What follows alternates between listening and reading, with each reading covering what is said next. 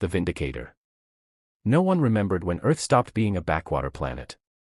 It just happened quietly, slowly. A few trade deals, a couple of mercenaries hired out, then suddenly the humans were everywhere, on stations, on freighters, in the command ranks of fringe armies. Nobody had feared them at first. They were considered quaint, emotional, loud, passionate, weak. Then came the Vindicator. The Vindicator wasn't just a ship, it was a floating monstrosity built from the bones of a broken armada, forged in a gravity well where no other species dared to mine. It was stitched together from a dozen different technologies, half of them stolen and the rest barely understood. The hull was made of neutron-bonded titanium ceramic, rumored to be scavenged from a dead star's crust. It carried no insignia, no flag, only a single phrase scorched into its armor in 27 languages: "We offered peace. You chose war." The first time it appeared, it didn't fire a shot. It just dropped into orbit above Ares Prime, a trade world run by the very consortium, and sent a single signal: evacuate. The Valeri laughed. All 12 clans gathered their fleets, some 500 ships strong. They expected an easy win even as Vindicator held its position, silent and cold. They came in full force. Then the lights on the human warship flickered. No one knows what happened next exactly, because every Varari ship's black box was wiped clean, but planetary sensors picked up a single massive energy surge, the kind not even fusion drives could replicate. And in just 17 seconds, the entire Valeri fleet was gone. Not destroyed. Gone. No wreckage, no debris. Just silence, like the stars themselves held their breath. That was the moment the galaxy realized they had made a mistake. Humans weren't just another species trying to claw their way up the interstellar ladder. They were a storm, and the Vindicator was their thunderclap. Over the next few months, the ship became legend. Whole governments surrendered the moment it entered their system. Pirate kings abandoned fortresses they'd ruled for decades. Alien warlords scrubbed their systems of anything remotely human, terrified of provoking its return. Captain Arvos was the woman behind the legend, though no one really saw her face. She was never caught on any official records. No interviews, no transmissions, nothing. Just ghost stories passed between soldiers and smugglers, a human with cold eyes and a voice like ice water who once whispered a command and caused a planet to shut down its power grid for 3 days without firing a single weapon. The ship moved in silence, always. It spoke only when necessary, and it never negotiated. Once the Vindicator set its course, surrender was the only option. Those who didn't were erased. There were whispers, of course, that the ship held a weapon banned by the Galactic Council, that it was powered by a captured singularity, that its crew were all dead, their minds uploaded into a hive AI that felt no mercy. No one knew the truth. But the most terrifying thing wasn't what the Vindicator could do. It was that the humans had built more than one. The galaxy had pushed humanity too far. After decades of ridicule, border raids, and betrayals, Earth had decided enough was enough. The Galactic Council tried to summon them for diplomacy, but the humans didn't respond. Not with words. They responded with a ship. Now the Council sat in quiet fear, each member looking to the stars and wondering if they'd be next. On a cold outer moon in the Kestran system, a small mining outpost picked up a signature they hoped they'd never see again, a human transponder code broadcasting from deep space. The code was old, obsolete, but it belonged to the Vindicator. The outpost commander, a grain Drexy named Voron Krax, stared at the transmission screen with his 3 eyes squinting. His tendrils twitched with unease. That transponder code, it's unmistakable. Human, yes, but not just any human ship. This was the one. The code had been locked in every council database, tagged with 17 separate threat markers. It hadn't been seen in over a cycle. Most had assumed the Vindicator had gone dark or had been destroyed. But now it was moving, and it was heading straight toward Castrian Moon 4. He hit the emergency comm switch and tried to signal high command, his voice cracking with the effort to stay calm. "This is Krax, Mining Outpost 14. We have a code red contact. Human warship identification matches Vindicator. Repeat, Vindicator inbound." Silence. Not even static. Then came a soft clicking noise, followed by a voice, low, human, and impossibly calm. "Your transmission has been intercepted. You will not contact the Council." Evacuate now. Cracks froze. That voice, it was a whisper, like someone was speaking directly into the back of his skull. His staff, all 7 species, stared at him wide-eyed, motionless. They'd heard it too. No weapons detected. No defenses activated. We are not here for you, the voice continued, but you are in our path. Leave within the next hour. Then the line went dead. Panic didn't break immediately. It cracked slowly, like glass under pressure. His crew whispered first, then someone ran, then a junior tech screamed and smashed the alarm. Klaxons blared and lights shifted to crimson. The outpost turned to chaos. Cracks stood silently at the comm station, breathing heavily. The old Drexy was no coward, but he had fought in 2 border skirmishes and seen enough human tactics to know one thing: they didn't bluff. Especially not that ship. He barked at the remaining officers, "Scramble the transports. Get the miners out now. Don't take anything, just go." But the ore, someone began. "Leave it," Cracks growled. "You think rocks are worth more than your life?" The ships launched in waves, small haulers, old shuttles, anything that could get off the moon. They didn't wait to form ranks or check manifests, just escape. An hour passed. Nothing happened. Then, from the black of space, the Vindicator emerged. It didn't jump in with the usual energy flash or warp distortion. It just appeared, like it had always been there, cloaked in darkness, waiting. Its silhouette eclipsed a good portion of the mining moon's upper horizon. Lights ran down its spine like a sleeping predator, each one pulsing slowly, rhythmically. The ship made no sound, but every being who looked at it felt something deep in their gut twist and turn. The outpost was empty now, save for Cracks and his assistant, a young Joran named Thal. Thal had refused to leave.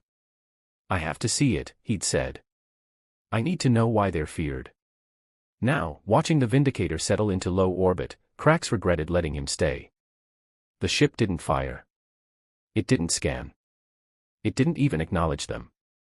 Instead, it opened a single bay, massive and silent, and from it, a much smaller ship emerged, sleek, sharp-edged, blacker than the void around it. Thal leaned forward. "Is that another warship?" "No," Cracks muttered. "That's a message." The smaller craft descended, slow and steady. It landed precisely on the now empty mining pad outside the base. No landing gear, it just hovered inches above the surface and powered down. No lights, no entry ramp, just stillness. Thal looked at Cracks, who was already rising. "You're not seriously going out there?" "I want to see it too," Cracks said grimly. They suited up and exited the station. The cold bit through even their thermals. The small craft stood like a monolith, no markings, no sound. Then, without a sound, the surface of the ship rippled. A small panel slid open, revealing a single item inside, a sealed case. Cracks approached it slowly. The case was plain metal, human design, no locks.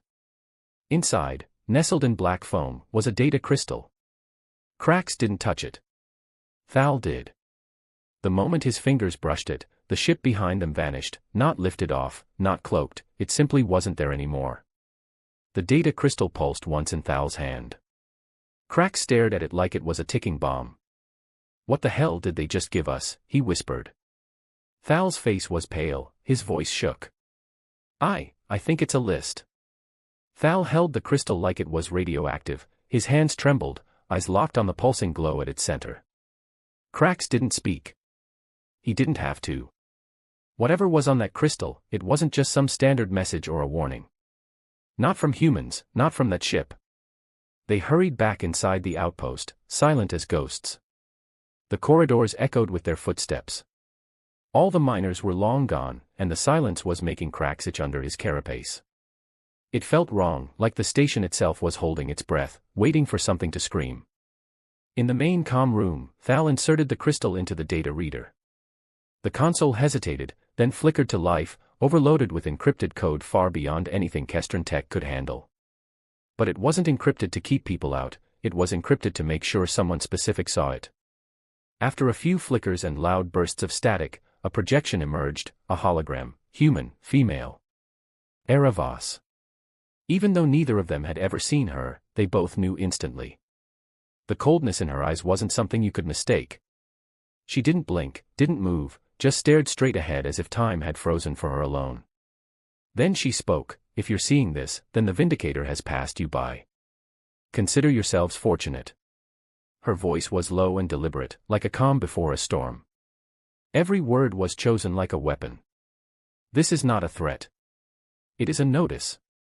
You are now in possession of a council-sanctioned artifact, the watch list." Thal leaned forward. The WS. Crack's stomach sank. He knew that term, old rumors, half-whispers from political offices and underground resistance channels. The watch list wasn't real.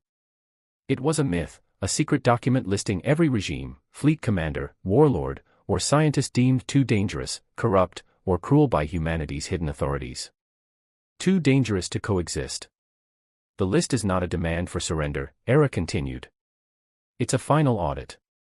Each name, each location has been vetted by human intelligence, cross-referenced with 17 different species war crime records, and double-confirmed by AI historical reconstructions. The projection changed. Dozens of names began to scroll: species, homeworlds, fleet coordinates. Some cracks recognized instantly: Admiral Karth of the Old Fleet, known for purging refugee ships; Chancellor Brevin, who sold out his own citizens to an insectoid plague just to save face. Even members of the council itself appeared, their names glowing red. "This is not justice," Era said. "This is balance. You tipped it. We are correcting it." Crack stepped back, jaw tightening. "They're not negotiating. They're executing." Thal was pale, eyes wide as he watched the names keep scrolling. "There's hundreds of them." Era's voice took a darker tone now. "If your species is listed, your leadership will receive one warning, one chance: evacuate your people, dismantle your weapons, cease expansion." The hologram flickered briefly, as if something far more monstrous was trying to bleed through the transmission. "If they do not," she said, "they'll disappear quietly. Like the Vari." Krax felt his knees buckle slightly. This isn't war anymore. It's something else, something worse. "They're not trying to win a war," Thal said to him. "They're trying to end the game entirely." Then the feed paused. A soft beep. A blinking line at the bottom of the screen: new message incoming. Unlike the crystal feed, this one came in live, and it wasn't Era this time. It was another human, an old man, bald, no uniform, just a dark sweater and sunken eyes. He looked tired, worn. "My name is Tobias Ran. I used to be a diplomat. I tried to stop this. I failed." His voice cracked halfway through, and Krax felt something inside his chest tighten. "They pushed us, laughed at us, took what they wanted from our borders, told us we didn't belong among the stars. Then, when we built the Vindicator, they screamed we were monsters." He leaned closer to the camera. "You taught us how to be cruel. You taught us what silence buys." The message ended. The console shut down completely. Power surged, then collapsed. Darkness swept through the calm room. Only the crystal remained glowing. Outside, the stars were still. No ships, no weapons, no signs of the Vindicator. Just the weight of a galaxy learning it had finally gone too far. The crystal still pulsed faintly, like a heartbeat that wouldn't quit. Krax didn't move. Neither did Thal. For a long moment, both stood in silence, soaking in the cold dread that clung to the room like a second skin. The console was fried, completely dead. Even backup power refused to spark. Whatever the humans had done when they shut off the transmission, it was permanent. "Can we even send this to the council?" Thal finally asked, voice hoarse. Krax looked at him with tired, heavy eyes. "And tell them what? That the boogeyman is real. That the Vindicator handed us the execution list for the entire ruling elite." Thal didn't answer. He didn't need to, because there was no version of this where the council believed them or acted on it. They would bury it, like they buried everything else the humans tried to say before. And this time, the humans weren't going to talk again. They would act. Krax stepped forward, gently taking the crystal from the console. It was still warm. "We're not sending it to the council," he said. "We're delivering it in person." Thal's eyes widened. "That's suicide." They'll kill the messenger just to keep this buried. Maybe, Krax said. But maybe if they see the truth before the sky burns, something changes. Just once. But deep down, Krax knew the council wouldn't act. They never had. They thought their wealth, their fleets, their alliances would shield them. They hadn't understood, humans were never playing the same game. And this wasn't diplomacy anymore. This was a reckoning. 2 jumps away, in a shadowed sector humans called the Dead Ark, Vindicator floated in silence. Inside its core, Captain Era Voss stood before a wall of projections, each name from the watch list displayed with full dossiers. Her expression never changed, not at the details of genocide, not at the images of families burned in planetary strikes, not even at the weeping pleas of politicians recorded on secret channels. She had seen it all, over and over, for years. This wasn't about revenge. That would be personal. This was about pattern recognition. She turned to her XO, a scarred man named Roddick, once a field surgeon during the Earth-Carry Wars. Target status, she asked. Roddick nodded. 3 watch list entries neutralized. 2 surrendered before contact. 1 entire fleet stood down after seeing our signature on long-range scan. Era nodded once. And the moons. The Drexy retrieved the crystal, just like we planned. Our ship retracted without direct contact. Observers confirmed they found the transmission, and they're headed to the council now. Era's eyes didn't blink. Let them. The command deck of Vindicator wasn't like other ships. No flashing lights, no chatter, just silent efficiency. Half the crew were enhanced humans. The rest were something else, men and women who had been broken by war, left behind by Earth's forgotten treaties, and brought back not for justice, but for purpose. The ship wasn't powered by any single drive system. It moved through space like thought, slipping between conventional engines and experimental tech harvested from a dozen fallen empires. It could appear anywhere, disappear instantly. Its systems read minds before orders were spoken. But its most dangerous weapon wasn't its guns. It was what it represented, proof. Proof that humanity had evolved into something the galaxy had never prepared for, a species willing to do the unthinkable to stop the inevitable. Next target. Era asked, her voice calm. Roddick tapped a command. A system appeared in red, 3 inhabited worlds, 1 orbital station, a private fleet owned by a Zolari trade lord known for slave colonies and funding border terrorism. Council protected, Era stared at the name glowing on the display. Serac the Bondkeeper. Is he on the watch list? Roddick nodded. 3rd column, priority. Any children on those colonies? Not anymore. Move them off-planet last cycle. He knows we're coming. Era's jaw tightened. Good. That means he'll understand why we don't stop. The lights dimmed. The Vindicator began its slow shift into jump phase, humming with quiet menace. At that same moment, across the stars, dozens of hidden human ships, sisters to Vindicator, smaller but just as lethal, received their silent signal. They activated. The list had started moving, and the galaxy still believed humans were a minor threat. That would change very soon. Council Hall always smelled like fear, but today it reeked of something worse, denial. Krax stood in the center of the chamber, hands behind his back, flanked by 2 silent guards who looked more ceremonial than protective. Thal was beside him, clutching the data crystal like a relic from a forgotten god. Around them, the semicircular hall buzzed with hushed voices, murmurs bleeding between languages. Every council member was present, 58 of them, seated on thrones of ego and comfort, staring down like judges at an execution. Above their heads, a giant holo display flickered with the opening frames of the watch list, paused and pixelated for dramatic effect. Outlandish, hissed high speaker Vine, a silver-plated Altari with venom for a tongue. Fabricated, or worse, human propaganda. This is a threat to galactic order. It's a warning, Krax said, voice echoing across the chamber. One you've ignored before. Don't ignore it now. Several counselors scoffed. A Century general chuckled under his breath. But others were quieter, eyes darting between names on the list. Some new people there. Some were on it. Thal stepped forward, timid but burning with urgency. The humans aren't bluffing. We saw the ship. We saw the message. You're not at war with a faction. You're standing in front of a movement. And they've already started. High Speaker Vine waved a hand. The Drexy are known for exaggeration. You're miners, not diplomats. You saw a shadow, and now you bring us fairy tales. Crack's jaw tightened. You think this is a game? No, came a quiet voice from the back of the hall. Everyone turned.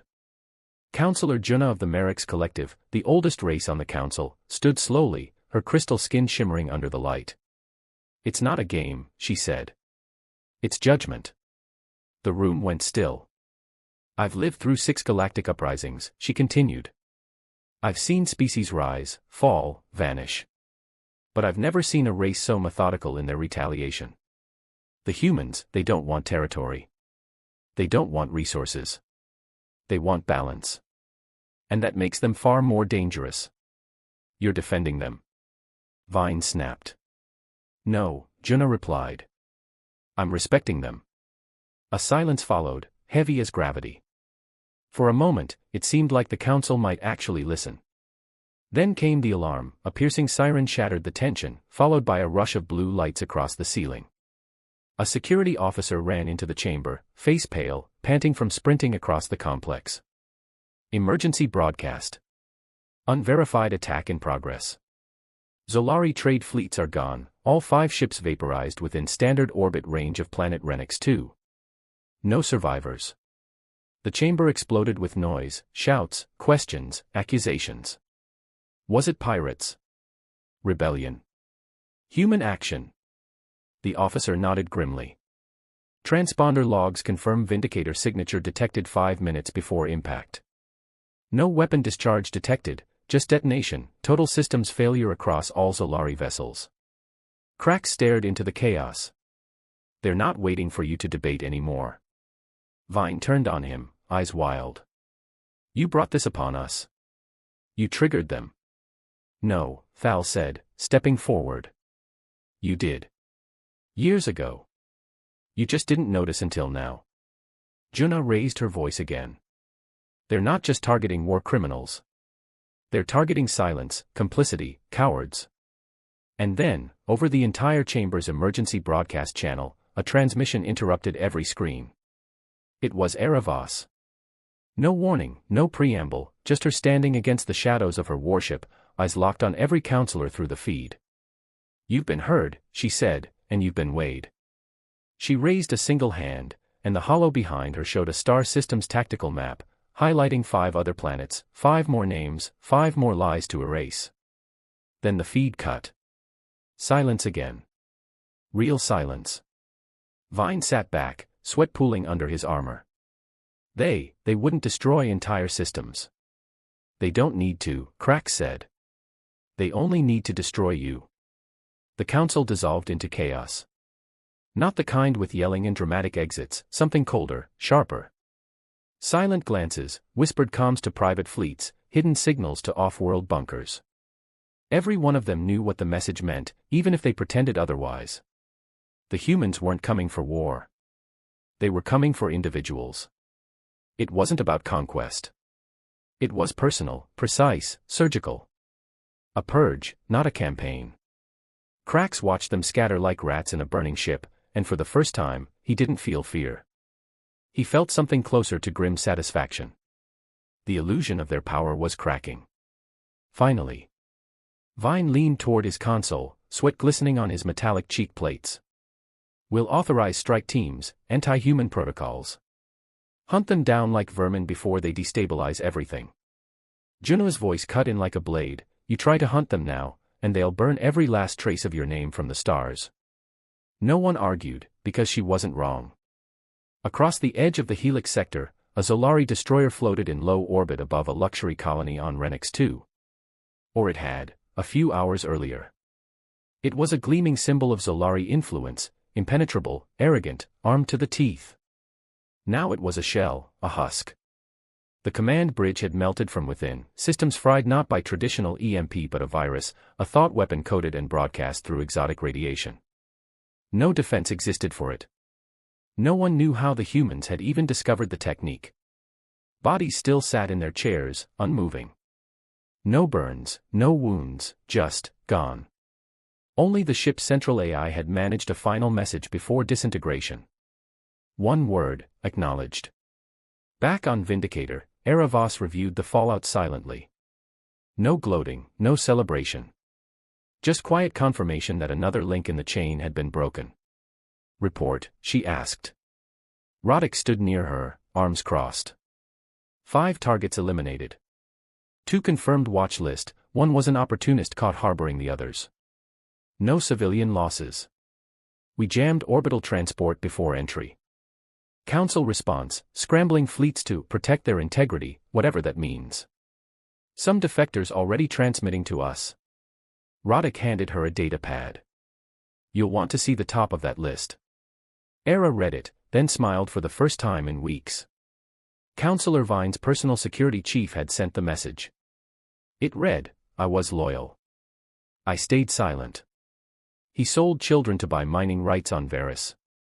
I want to testify. I want to live. I have everything recorded. Please. I don't want to die for him. Era's smile vanished. She nodded to Roddick. Send him the location of our relay station. Let's see how far loyalty runs when their thrones start to wobble. Roddick hesitated. And when we're done? When the list is finished. Era looked out the viewport. The stars stretched endlessly, cold and quiet. Then we build a new list, she said. Krax and Thal left council space within the cycle. No goodbyes, no thank you. The council offered them nothing, no protection, no honors, no transportation. Just a soft, you are dismissed, like they'd just been tools, pawns in a war the old powers still refused to understand. But that was fine. They had seen the truth, and now they had a new purpose. On board a rusted merchant freighter bound for neutral space, Thal finally broke the silence. You think we'll be safe? Krax didn't answer immediately. Then he reached into his coat and pulled out the crystal, still glowing, still warm. No, he said, but maybe we don't need to be safe anymore. Thal nodded slowly. Maybe we just need to be useful. Krax turned to the ship's console and opened a new channel, encrypted, hidden, dangerous. He transmitted a message into the void. No names, no signatures, just coordinates and one line, we believe in the balance. Tell Captain Voss we want in. The reply came 6 hours later.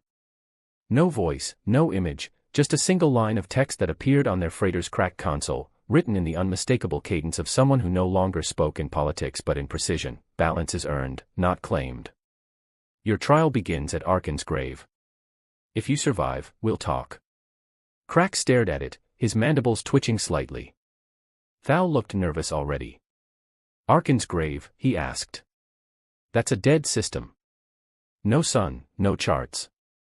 It doesn't even show up on most NAV maps. Exactly why they use it, Krax muttered. They changed course immediately. No second guessing. Krax had already decided, this wasn't a plea for mercy anymore.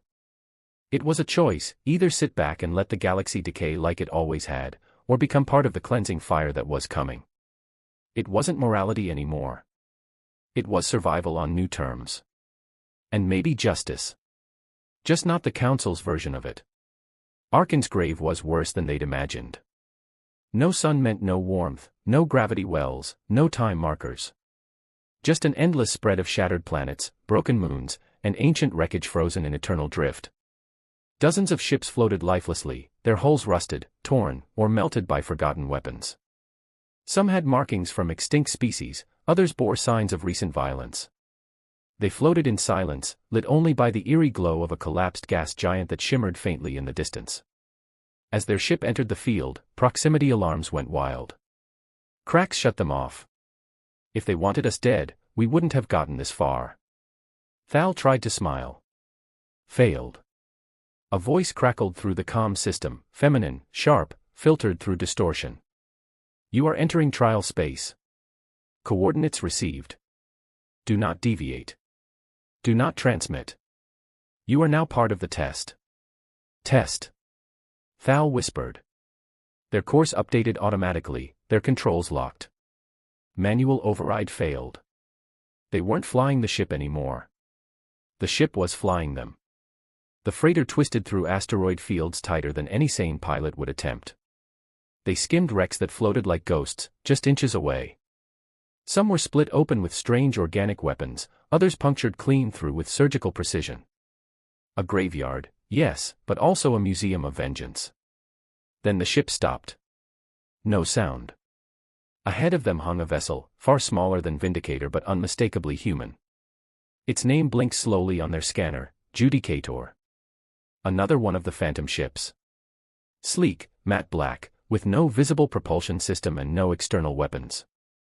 Docking permitted, said the voice. Trial begins on contact. The docking clamp extended.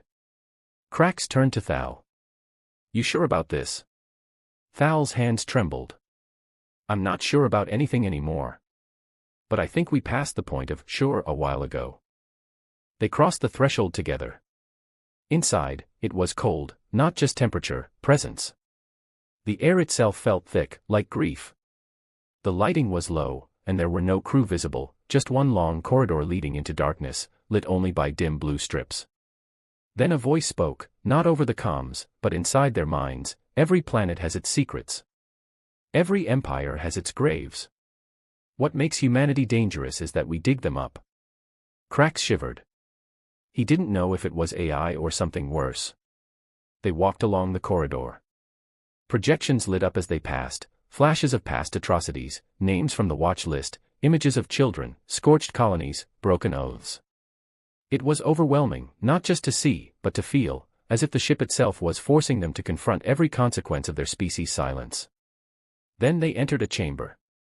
Empty. No furniture, no screens, just a single man standing in the center. Middle-aged, unarmed, calm. You asked to be useful, he said. Then prove you understand what's at stake. Krax opened his mouth, but the man raised a hand. No speeches. No apologies. One question. He walked forward and stopped just feet from them. If you had the power to erase every corrupt leader, every war criminal, every trafficker and tyrant without trial, without warning, just erase them, would you do it? Silence. Thal's voice cracked. That's murder. The man tilted his head. That's justice, if the law has failed. He turned to Krax. Well. Krax didn't hesitate. I would, he said. And I'd sleep better knowing they were gone. The men nodded once. Then maybe you're ready. A hatch opened behind him. Two figures stepped through, human, armored, marked with a black emblem of Vindicator. No names, no ranks, just presence. You're not council informants, one of them said. You're survivors. Survivors who stopped running. The men gestured to the hatch. Welcome to the grave path, he said. Next stop, a world that needs cleansing. Krax and Thal looked at each other and stepped through. The shuttle that carried them from Judicator to their first deployment was unlike anything Krax or Thal had ever flown in. It didn't hum. It didn't rattle. It moved like a ghost through space, utterly silent, as if reality itself bent politely around it. No visible propulsion. No controls. Just one narrow bench and the soft hum of hidden systems processing more data than most governments had access to. A small screen activated in front of them, displaying their mission target. Governor Trell Vaughn. Species, Enery. Location, Outpost 9, June Belt. Status, watch list verified. Crimes, slave trafficking, planetary resource theft, bombing of refugee convoys. Krax read the dossier in silence, his fists clenched so tightly the knuckles on his exoskin cracked audibly. Thal, however, looked ill. He's under council protection. That outpost is a stronghold. Corrected one of the black armored agents seated across from them. Her face was hidden behind her helmet, but her voice carried the sharpness of someone who had stopped caring about diplomacy long ago. The moment the watch list went active, he became a target. The council won't protect him now. They'll distance themselves. What's the play? Krax asked. She turned toward him slowly. We make an example. Outpost 9 was a fortress built into an asteroid so old it had no recorded name, just a numerical designation. It had shield cannons, long-range defense satellites, and a private security force trained by council-funded mercenaries. None of that mattered. The humans had already infiltrated its systems before the shuttle even arrived. Security feeds looped false footage. Sensor arrays fed fake telemetry. By the time the shuttle landed on a service dock, disguised as a cargo vessel, the station didn't even realize its final guests had arrived. Inside, chaos was already blooming. Somehow, no one quite understood how, every civilian comm terminal in the outpost began flashing a simple, chilling message: Governor Trelvin, watch list confirmed. Balance imminent. People panicked. Guards rushed to the governor's chambers. By then, it was far too late.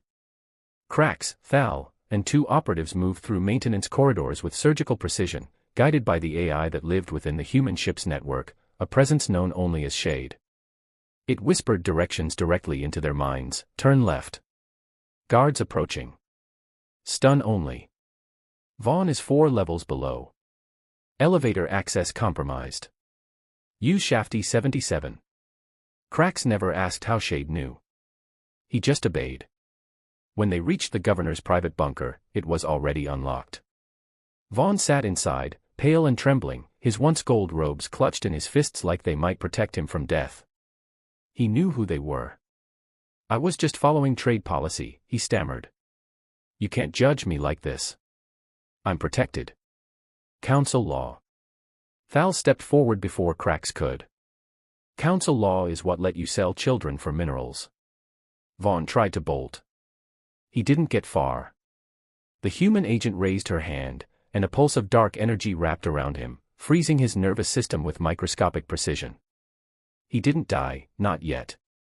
Instead, he was paralyzed, conscious and awake as his entire databank of crimes, every message, every transaction, every bribe, was downloaded from his implant and broadcast back to the outpost's comm towers. The message reached billions. And just before the humans left, the final step came. They didn't kill him. They left him on the central plaza, shackled, branded with one last message projected above him in bold human script: this is balance. The list is real. The reckoning has begun. By the time council forces arrived 3 hours later, Vindicator and its crew were already gone. Not a trace left behind, not even heat signatures. Just fear. Just truth. Just the growing realization that something old had awakened inside humanity, a willingness to do what others wouldn't, to clean up the galaxy by force. Not to rule it, but to reset it. Back aboard the Judicator, Krax stood at the viewport, watching the stars shift around them. He wasn't a soldier, not really. Neither was Thal.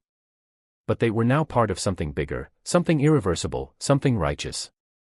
Thal stepped beside him. You think we'll ever go back? Krax didn't look away from the stars. Back to what? Thal didn't answer, because there was no back anymore. Only forward. And ahead of them, the next name on the list waited.